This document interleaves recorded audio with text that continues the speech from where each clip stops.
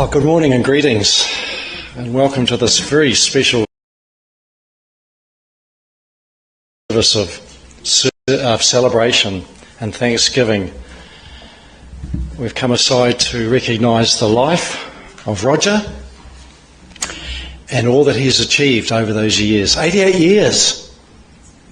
Impossible for us to be able to sum up all that this morning. I'm sure those memories, of Roger will live on, and they'll come to mind over the intervening weeks, months and years. Colin Mason is my name, and it is a privilege and honour to share with family today. It's a sad day, but it's also a day to celebrate a life that's been well lived. The Apostle Paul said in a letter that he wrote, he said, at the end of the day, when everything's done and dusted, three things remain: faith, hope and love. And then he went on to say the greatest of those is love. And the love that Roger had for you will live on. And the love that you had for your husband, for your father, for your friend, for Roger will also continue to live on.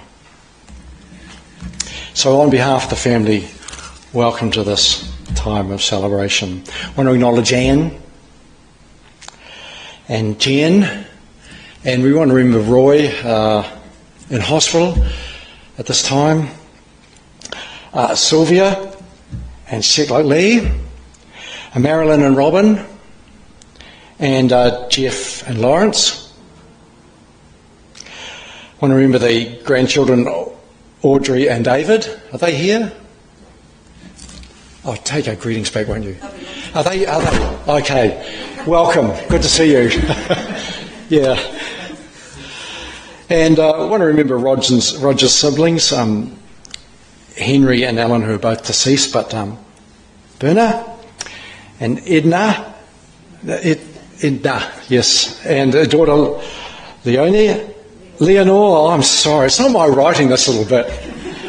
And cousin Charmaine, I got that bit right, how's that? And look, anyone else that's gathered here, hey, welcome. I know families certainly appreciate the fact that you've made the effort to be here. Thank you. And I want to acknowledge those that are live streaming. For wherever you are, you might be distant, but we hope that you can sense something of what transpires here. So feel very much welcome and part of this service today.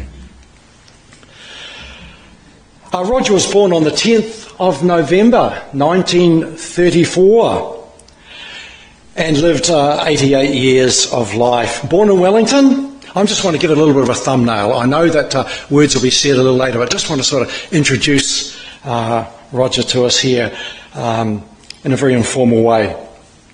He married on the 21st of January, married this young lady here in 1961. 62 years of marriage. That's worth celebrating in itself. 4 children from that. Well, here they are today. That's a good result of that relationship. Was involved in farming, sheep and beef down in the Wairarapa. Music was very much part of his life, and at some stage he played. Is this the violin he played? There we are. Enjoyed classical music. A craftsman.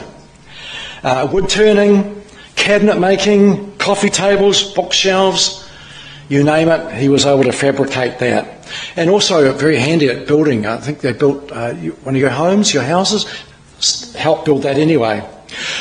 A volunteer service overseas with in Papua New Guinea, 6 years, and he was involved there, I think, in stock management.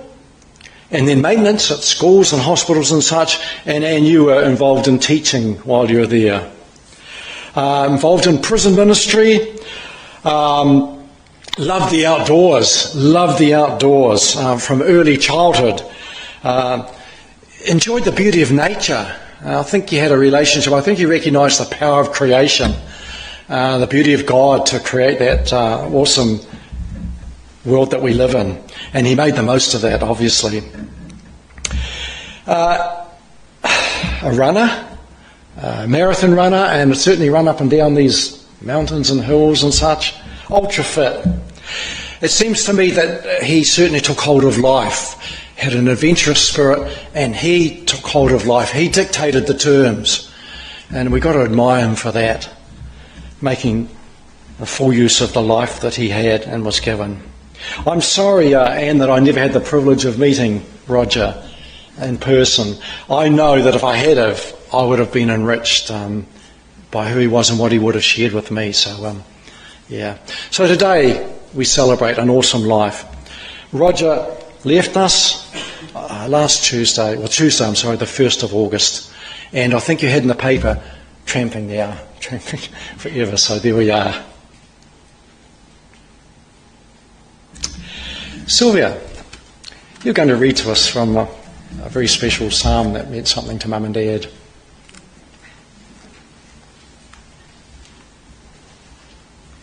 It wasn't actually only their favourite psalm, it was mine as well. Whoever dwells in the shelter of the Most High will rest in the shadow of the Almighty. I will say of the Lord, He is my refuge and my fortress, my God in whom I trust.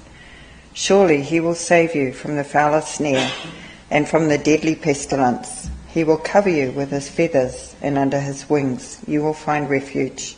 His faithfulness will be your shield and rampart. And the last part. Because He loves me, says the Lord, I will rescue Him. I will protect Him, for He acknowledges my name. He will call on me, and I will answer Him. I will be with Him in trouble. I will deliver Him and honour Him. With long life will I satisfy Him and show Him my salvation. Thank you.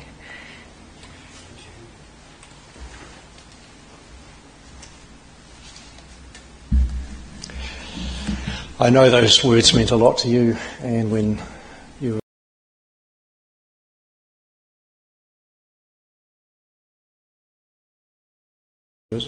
your husband was serving, certainly in Papua New Guinea. Well, now we're going to have family sharing with us, and Jen, you're going to start with us with a few words about Dad. We're all going to stand up here. Oh, all together. Oh, that's neat. Thank you. Oops. Quiet. Before I read this tribute to Dad, I'd first like to say a huge thank you to all of the staff at Bupa St Kilda's care home who looked after our Dad for the past 3 years. And thank also all of the friends in St Kilda Village who have supported Mum over this very, very hard time. But especially to Mum, whose love for Dad goes ever on. Thank you for everything. We love you so much. Thank you to all our family and friends and our cousins here today. It's so good to have you with us, to share this with us. And that means our chosen family as well. We've lost our dad, Mum, her husband, and Aunt Berna's lost her brother, the last one. And to Jude and Lisa, who so recently lost Martin, thank you so much for being here too. It's really special. And lastly, from my Roy, who can't be here, I've got to read this. Please bear in mind he's been on morphine and other stuff. Might not make sense, but here we go. From the beginnings of my relationship with Jen, I first met Anne and Roger and the family approximately 20 years ago. They welcomed me into their family without judgment or reservation, and from this point, Roger became more than just a father-in-law. He became a great buddy. Over those years, we shared so many projects together, getting most of them right, and always enjoying each other's company. His unreserved willingness to help anyone with anything that was going on was typical of Roger's enthusiastic and outgoing attitude.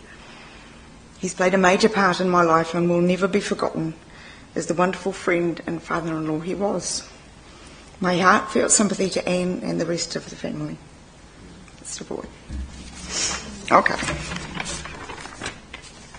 I haven't written poetry for quite a number of years now, so it was kind of a surprise when all this stuff started pouring out the other night, and I suspect I wasn't the one writing it. Dad used to write nonsense stuff, and he loved reading us nonsense poems. Anyway, this is my dad. My dad helped me learn to walk. He listened while I learned to talk. He helped me learn to climb up trees, built our tree forts and swings with ease. He read us stories and helped us read, built our push bikes that we rode at speed.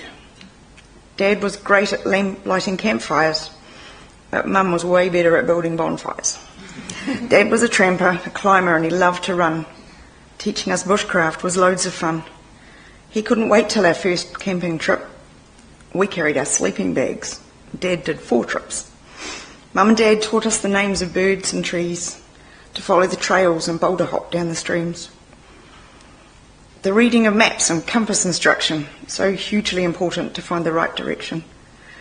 Evenings were special home in our lounge. We'd listen to music, classical sounds. In everything, Dad was patient and kind, especially if we did what he didn't have in mind. I admired my dad and tried to do what he did. Me and Geoff fixed some railing at the old wool shed.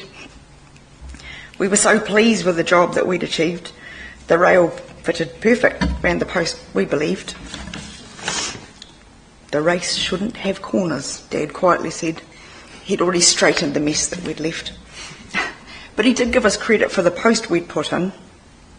We'd rammed it real tight, just in the wrong position. Dad loved his hockey. He could run with that ball. He'd practice for hours with Geoff and us all. Dad had great tips for running, good breathing control, and his marathon records took a long time to fall.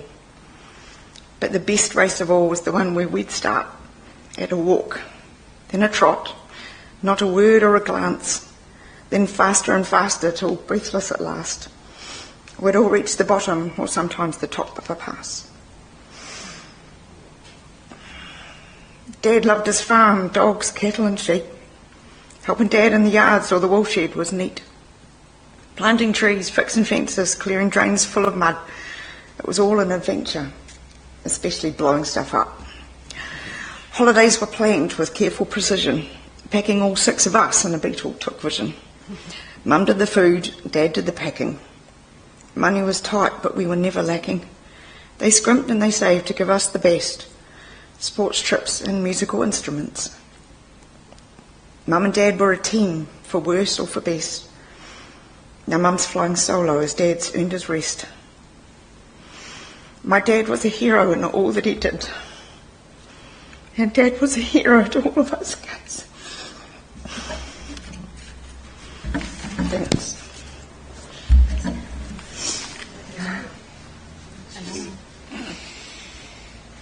Someone else's turn now. Go.